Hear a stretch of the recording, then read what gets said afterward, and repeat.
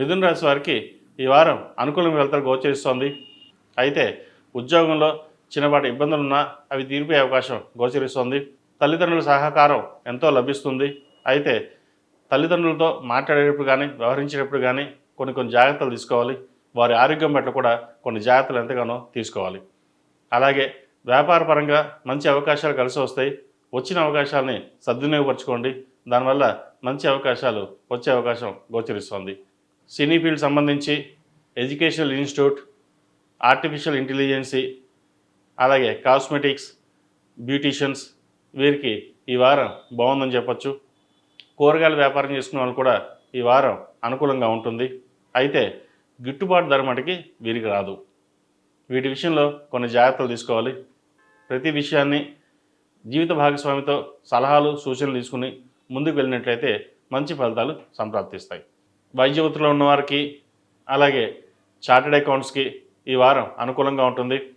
విదేశీ వ్యవహారాలు, imports and exports సంబంధించిన వ్యవహారాలు, ట్రావెల్ బిజినెస్ వారికి కొద్దిగా ఈ వారం అంత అనుకూలంగా లేదని చెప్పవచ్చు. విద్యార్థులకు కాలం అనుకూలంగా ఉంది. అయితే కష్టపడి చదవాల్సిన సమయంగా చెప్పవచ్చు. పరీక్షలు దగ్గర పడ్డాయి కాబట్టి ప్రతి ఒక్కరూ చదువు మీద ధ్యాస పెట్టి మొబైల్స్కిను సోషల్ మీడియాకి ఎంత దూరంగా ఉంటే అంత మంచిది. 4 సంవత్సరాలు కష్టపడితే 40 ఏళ్ళు సుఖపడతాం, లేదా 4 సంవత్సరాలు సుఖపడితే 40 ఏళ్ళు కష్టపడతాం అనే సామెతని దగ్గర పెట్టుకుని చదువు మీద దృష్టి సాధించండి. ప్రతిరోజు ప్రతినిత్యం మేధా దక్షిణమూర్తి స్తోత్రాన్ని అలాగే మేధా దక్షిణమూర్తి రూపుని ధరించడం చెప్పదగిన సూచన. ఈ రాశిలో జన్మించిన స్త్రీలకు వృత్తి ఉద్యోగాల పరంగా, వ్యాపార పరంగా సానుకూల ఫలితాలు గోచరిస్తోంది.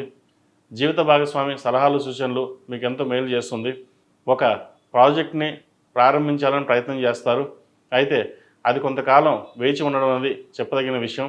ముందు నూతన గృహం ఏదైతే కొనాలనుకుంటున్నారో దానికి ప్రయత్నం చేయండి. లోన్ మంజూరు అవుతుంది. వాహన యోగం ఉంది. ఏదైనా పని ప్రారంభించేటప్పుడు అందరితోని డిస్కస్ చేయకుండా భాగస్వామితో డిస్కస్ చేసుకుని ఒక మాట మీద ముందుకు వెళ్ళండి.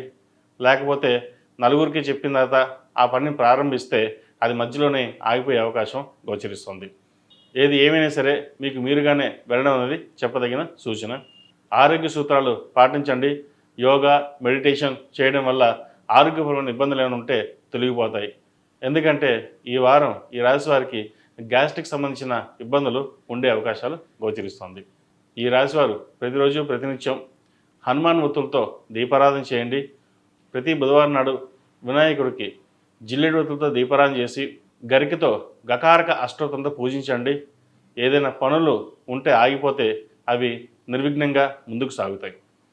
ఈ రాశివారు ఏదైనా పని మీద బయటికి వెళ్ళేటప్పుడు బుధవారం కానీ శుక్రవారం నాడు కానీ వెళ్ళండి. మంచి ఫలితాలు సాధిస్తారు. ఈ రాశిలో జన్మించిన వారికి కలిసి వచ్చే సంఖ్య 9, కలిసి వచ్చే రంగు లెమన్ ఎల్లో.